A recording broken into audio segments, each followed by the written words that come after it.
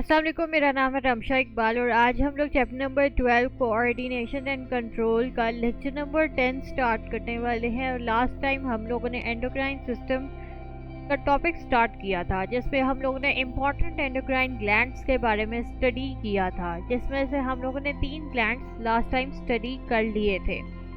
ठीक है, तो आज हम लोग बाकी के 3 ग्लैंड्स हम लोग देखते हैं कौन कौन से हैं। सबसे पहले हमारे पास आता है adrenal glands. Adrenal glands last time भी मैंने आपको बताया था कि एड्रीनल ग्लैंड्स कहाँ पे प्रेजेंट होते हैं, जब हम लोग ने पिट्यूटरी ग्लैंड के बारे में स्टडी किया था। तो एड्रीनल ग्लैंड्स जो होते हैं ये किडनीज के ऊपर प्रेजेंट होते हैं। ये 2 ग्लैंड्स होते हैं, 2 ही किडनीज हैं, दोनों किडनीज के ऊपर ये 2 ग्लैंड्स प्रेजेंट होते हैं।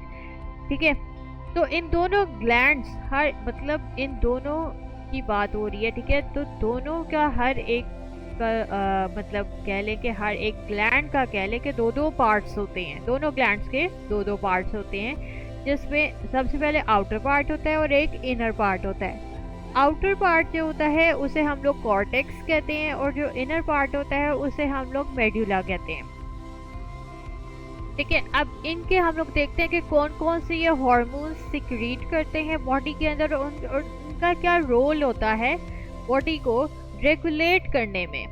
ठीक है, तो एड्रीनल मेडुला की बात करें, इन्होंने जो सिक्रीट करने होते हैं हार्मोन्स वो किसी स्ट्रेस कंडीशन में रिलीज करने होते हैं, जिसमें जिसे हम लोग एपिनेफ्रीन या एड्रीनलिन कहते हैं। एपिनेफ्रीन या एड्रीनलिन ने उसी वक्त ही बॉडी में सिक्रीट होना होता है जब भी कोई बॉडी कोई इमरजेंसी सिचुएशन को फेस करेगी, जब भी कोई स्ट्रेस को फेस करेगी। ठीक है, इसी वजह से एड्रीनलिन को हम लोग इमरजेंसी हार्मोन भी कहते हैं। ठीक है, ये हो गया एड्रीनल मेडुला। एड्रीनल कॉर्टेक्स की बात करें तो इसने हार्मोन्स जो सिक्रीट करने होते हैं उसे हम लोग कॉर्टिकोस्टेरॉइड्स कहते हैं। इसका क्या काम होता है, इसने ब्लड के अंदर सॉल्ट और वाटर की मेंटेनेंस करनी होती है। ठीक है, नेक्स्ट हमारे पास आता है ग्लैंड, वो है पैंक्रियास, जिसे हम लोग ऑर्गन भी कहते हैं। ठीक है, ये ऑर्गन भी है बॉडी का। इसके 2 फंक्शंस होते हैं। पहले हम लोग इसके पार्ट्स की बात कर लेते हैं, उसी से ही आपको पता लग जाएगा इसके कौन कौन से फंक्शंस हैं। ठीक है, जो मेजर पार्ट होता है वो डक्टेड होता है, यानी कि एक्सोक्राइन ग्लैंड होता है। एक्सोक्राइन की बात हो रही है तो वो डक्टेड है। एंडोक्राइन है तो वो डक्टलेस होती है। लास्ट टाइम हम लोगों ने जितने पढ़े थे वो सारे एंडोक्राइन थे, तो वो डक्टलेस थे। डक्टेड का मतलब ये होता है कि उसके अंदर डक्ट प्रेजेंट होती है, जो कि ट्यूब लाइक स्ट्रक्चर होता है जिधर से हार्मोन्स की सिक्रीशंस होनी होती है। यही बात यहाँ पे लिखी हुई है कि डक्टेड जो होता है वो क्या है, मेन पार्ट हम लोग अगर पैंक्रियास का देखें तो वो डक्टेड होता है। तो ये वो वाला पोर्शन होता है जिसने सिक्रीट करनी होती है डाइजेस्टिव एंजाइम्स को इनटू द स्मॉल इंटेस्टाइन, जो कि कहाँ से ये सिक्रीट करेगा, एक डक्ट लाइक स्ट्रक्चर से इसने सिक्रीट करने होते हैं डाइजेस्टिव एंजाइम्स। अब कुछ पार्ट्स पेंक्रियास के आते हैं वो डक्टलेस होते हैं, यानी कि वो एंडोक्राइन ग्लैंड होता है। ये वो वाला पोर्शन होता है जहाँ पे एंडोक्राइन सेल्स के पूरे ग्रुप्स प्रेजेंट होते हैं, जिसे हम लोग आइलेट्स ऑफ लैंगरहैंस कहते हैं। ठीक है, अब इनका क्या काम होता है, आइलेट्स ऑफ लैंगरहैंस ने 2 हार्मोन सिक्रीट करने होते हैं। एक हमारे पास है ग्लूकागोन, एक हमारे पास है इंसुलिन। ठीक है, अब ग्लूकागोन ने क्या करना होता है, उसने इन्फ्लुएंस करना होता है लिवर को कि वो रिलीज करे ग्लूकोज इनटू ब्लड। अच्छा, खुद ही ये पैंक्रियास का मतलब पैंक्रियास से इन हार्मोन्स ने सिक्रीट होना होता है, लेकिन इसने इन्फ्लुएंस करना है लिवर को कि वो क्या करे, ग्लूकोज सिक्रीट करे इन ब्लड, रिलीज करे इन ब्लड। ठीक है, जिससे क्या होगी कि ब्लड में ग्लूकोज रिलीज हो रहा है लिवर से, तो ऑब्वियसली ब्लड के अंदर ग्लूकोज की कंसंट्रेशन क्या हो जाएगी, ज़्यादा हो जाएगी। इंसुलिन का क्या काम होता है, इसने इन्फ्लुएंस करना होता है लिवर को कि वो वापस ले ब्लड के अंदर से जो भी ग्लूकोज की अगर कंसंट्रेशन ज़्यादा हो गई है, तो इसने क्या करना होता है, लिवर को कहना होता है कि वो वापस ले ग्लूकोज को फ्रॉम ब्लड, जिससे क्या होती है कि ब्लड ग्लूकोज कंसंट्रेशन डिक्रीज हो जाती है। अब सपोज कोई पर्सन है, उसके पैंक्रियास सही तरीके से काम नहीं कर रहे, जिसकी वजह से क्या होता है कि इंसुलिन सही तरीके से नहीं प्रोड्यूस हो रही, इन नॉर्मल क्वांटिटी में सही तरीके से रिलीज नहीं हो रही, सिक्रीशन उसकी सही तरीके से नहीं हो पा रही, जिसकी वजह से क्या होता है कि क्योंकि अब उसके अंदर ग्लूकागोन की तो सिक्रीशन सही हो रही है, जिसकी वजह से क्या होता है कि ब्लड के अंदर तो ग्लूकोज की कंसंट्रेशन तो ज़्यादा होती जा रही है, लेकिन अब इंसुलिन ने क्योंकि ब्लड ग्लूकोज की कंसंट्रेशन को कम करना होता है, वो हमारे पास इंसुलिन तो सही तरीके से सही अमाउंट में प्रोड्यूस नहीं हो पा रही, तो क्या होगा कि ब्लड के अंदर कंसंट्रेशन जो ग्लूकोज की होगी वो बहुत ज़्यादा होना शुरू हो जाएगी, और उस पर्सन को हम लोग कहेंगे डायबिटीज मेलाइटस। अगर हम सिम्टम्स की बात करें तो उस पर्सन में कौन कौन से सिम्टम्स आएंगे, सबसे पहले तो ये आएगा कि बॉडी वेट लॉस होगा बहुत ज़्यादा, इसके अलावा मसल्स वीक होना शुरू हो जाएंगे और टाइटनेस रहेगी, थकावट बहुत ज़्यादा रहेगी। अब इस डिजीज़ को कंट्रोल करने के लिए क्या किया जाता है, इंसुलिन की एडमिनिस्ट्रेशन की जाती है, यानी कि इंसुलिन की इंजेक्शन अंदर की जाती है। अब इस केस में यूजुअली जो है वो एनिमल से जो भी इंसुलिन हम लोग एक्सट्रैक्ट करते हैं वो हम लोग इंसर्ट कर देते हैं ह्यूमंस के अंदर ज़्यादातर, लेकिन अब हम लोग करंटली देखें तो ह्यूमन इंसुलिन प्रोड्यूस की गई है फ्रॉम द बैक्टीरिया, किस प्रोसेस से, जेनेटिक इंजीनियरिंग से। ये अब हम लोग जो है वो यूज़ करते हैं इस इंसुलिन को ताकि बॉडी की सही तरीके से ब्लड के अंदर जो ग्लूकोज की कंसंट्रेशन है वो कम की जाए इससे, ठीक है। तो जेनेटिक इंजीनियरिंग भी अगर हम देखें करंटली ये बहुत ज़्यादा इसमें भी बहुत ज़्यादा स्टडीज़ हो रही हैं, तो ये आगे जाके आप लोग इसको बहुत ज़्यादा डिटेल में फुल बुक्स, प्रॉपर बुक्स हैं इसकी, वो आप लोग स्टडी करोगे कि इसका कितना स्कोप है अब आजकल और इससे क्या कुछ हो रहा है, ठीक है। तीसरा हमारे पास आता है ग्लैंड, बल्कि लास्ट ग्लैंड जो हमारे पास आता है वो है गोनेड्स, जिसमें टेस्टिस और ओवरीज आती हैं जो कि male and female reproductive organs होते हैं, जिन्हें हम लोग गोनेड्स कहते हैं। अब इनका क्या काम होता है, इन्होंने गैमीट्स की प्रोडक्शन करनी होती है, इसके साथ साथ इन्होंने कुछ हार्मोन्स की सिक्रीशंस भी करनी होती है, जैसे हम लोग सेक्स हार्मोन्स कहते हैं।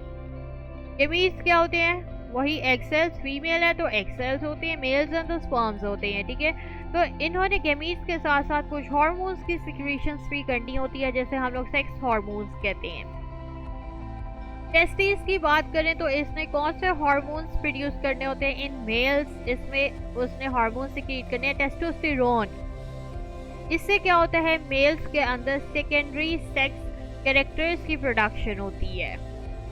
लाइक इसमें एग्जांपल्स देखी हुई है, फेस में जो बियर्ड की फॉर्मेशन होना शुरू हो जाती है, इसके अलावा कोर्सनेस आती है वॉइस में, यानी कि आवाज़ भारी होना शुरू हो जाती है, ठीक है। अगर फीमेल्स में अगर हम देखें तो ओवरीज ने जो हार्मोन सिक्रीट करने होते हैं उसमें एस्ट्रोजन और प्रोजेस्टेरोन आते हैं, ठीक है। इन्होंने क्या करना होता है, फीमेल सेक्स कैरेक्टर्स की प्रोडक्शन करनी होती है, लाइक हमारे पास ब्रेस्ट डेवलपमेंट वगैरह आ जाती है, ठीक है। अब हमारे पास आते हैं फीडबैक मैकेनिज्म। अच्छा, ऐसा नहीं होता हमारी बॉडी में कि एंडोक्राइन ग्लैंड्स अगर हार्मोन्स की सिक्रीशन कर रहे हैं तो उन्होंने कांस्टेंट रेट में हमारी बॉडी के अंदर हार्मोन्स की सिक्रीशन करते ही जाना है, ऐसा नहीं होता।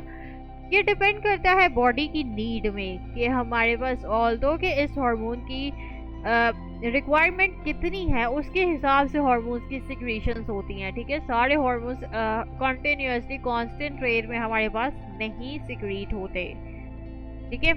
तो हार्मोन्स की सिक्रीशंस रेगुलेट होती है, कंट्रोल होते हैं by the feedback mechanisms. Feedback mechanisms क्या होते हैं, ये वो वाले मैकेनिज्म होते हैं कि सपोज कि अब हमारे पास कोई प्रोसेस हुआ है बॉडी के अंदर, ठीक है। अब बॉडी को दोबारा से नॉर्मल रेट में लाने के लिए, होम्योस्टेसिस को मेंटेन करने के लिए, बॉडी के होम्योस्टेसिस को मेंटेन करने के लिए जो मैकेनिज्म आता है वो हमारे पास फीडबैक मैकेनिज्म आता है, जिसमें हमारे पास दो टाइप्स होती हैं। एक है हमारे पास नेगेटिव फीडबैक, एक हमारे पास है पॉजिटिव फीडबैक, और दोनों ही हमारी बॉडी में रिक्वायर्ड है। ऐसा नहीं है कि नेगेटिव फीडबैक है तो वो उससे नुकसान होगा, ऐसा नहीं है। अभी आप पढ़ेंगे तो आपको समझ आ जाएगी।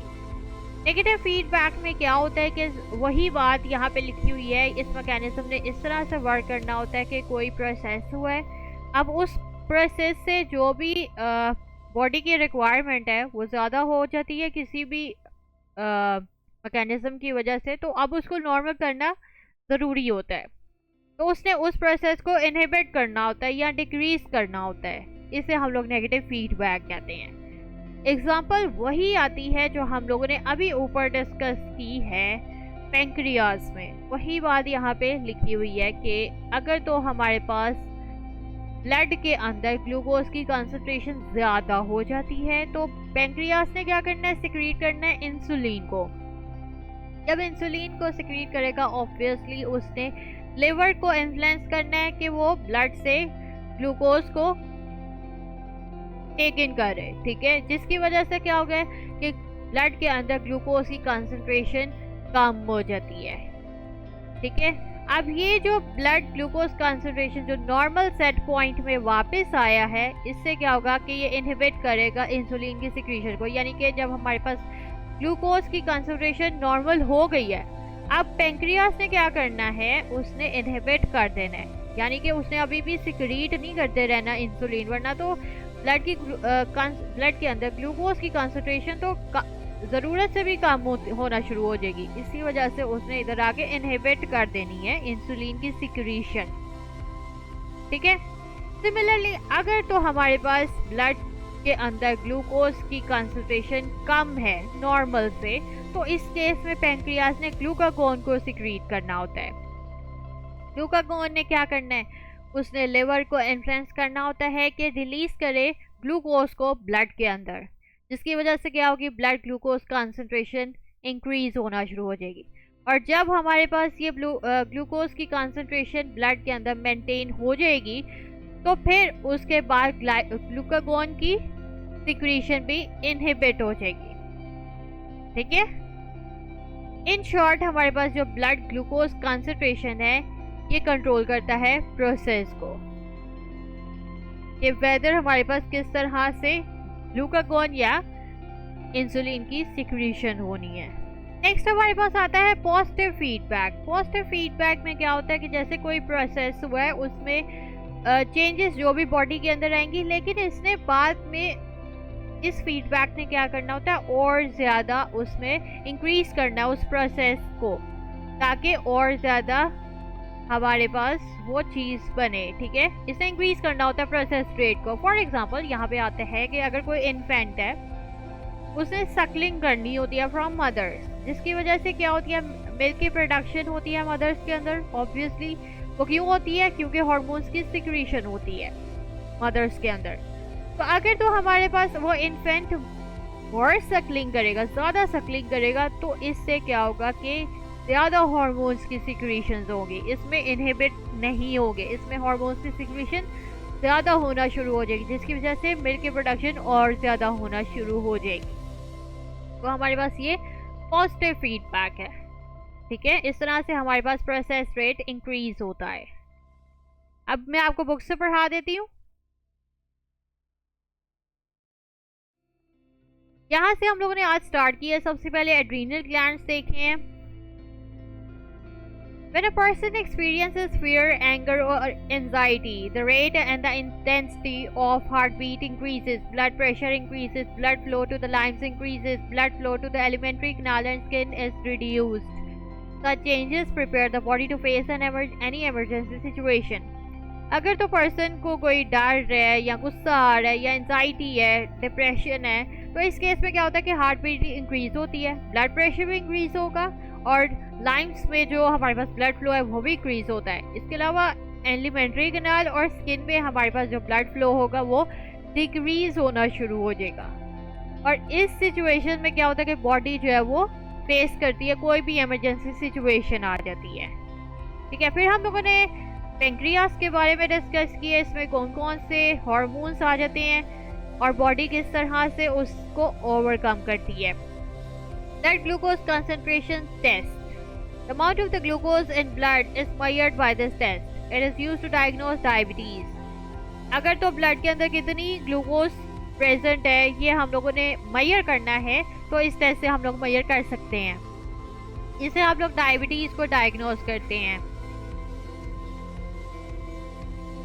Blood glucose may be measured on the fasting basis, randomly and after the meal. The results of some BGC test are given below. ठीक है, ये उन टेस्ट की वजह से जो जो रिजल्ट्स आए हैं ये यहाँ पे बताए हुए हैं, ये आपको याद करने की ज़रूरत नहीं है। फिर हमने गोनेड्स देखे हैं जिसमें दो हमारे पास रिप्रोडक्टिव ऑर्गन्स होते हैं जिन्हें हम लोग गोनेड्स कहते हैं, female and male reproductive organs. ठीक है, फिर हम लोगों ने फीडबैक मैकेनिज्म देखा है जिसमें पॉजिटिव फीडबैक भी होता है और नेगेटिव फीडबैक भी होता है। ये सारे ग्लैंड्स के बारे में बताया हुआ कि किसकी कौन सी लोकेशन है। यहाँ पे ब्रेन में हमारे पास पिट्यूटरी ग्लैंड होता है, इधर थ्रोट में हमारे पास थायराइड ग्लैंड होता है और पैराथायराइड ग्लैंड जो कि थायराइड के पीछे प्रेजेंट होते हैं। ठीक है, किडनीज में हमारे पास एड्रीनल ग्लैंड्स होते हैं जो कि दोनों किडनीज के ऊपर प्रेजेंट है। ठीक है, ये हमारे पास पैंक्रियाज आ जाता है जो कि ऑर्गन भी है और एज अ ग्लैंड भी यूज होता है। ठीक है, ये अगर मेल्स होगा तो वहाँ पे टेस्टिस है और अगर फीमेल्स है तो यहाँ पे ओवरीज होती हैं। ठीक है, तो हमारा टॉपिक बस आज इतना ही था और हमारा ग्लैंड्स, एंडोक्राइन ग्लैंड्स का टॉपिक कंप्लीट हो गया। ये पूरा topic important long question, short question और एमसीक्यूज के लिए, तो सारे आपने ये याद करने हैं अच्छे तरीके से। सारे ग्लैंड्स के देखते हैं आपने कौन कौन से इनमें हार्मोन्स की सिक्रीशंस होती हैं और उन हार्मोन्स की बॉडी के अंदर क्या रोल होता है, ये सारा कुछ आपको ऐसे ही एज इट इज याद करना पड़ेगा। तो अगर आपने लेक्चर अच्छे तरीके से सुना है तो होप सो आपको लेक्चर के दौरान ही याद हो गया होगा। तो अगर आपको वीडियो पसंद आई है तो लाइक करें, शेयर करें, सब्सक्राइब करें। लिंक आपको नोट्स का डिस्क्रिप्शन में मिल जाएगा। साथ में एक और लिंक दिया हुआ है जो कि फुल बुक है, अगर आपने वहाँ से स्टडी करना है तो आप वहाँ से भी कर सकते हैं। तो आज के लिए इतना ही, अल्लाह हाफिज़।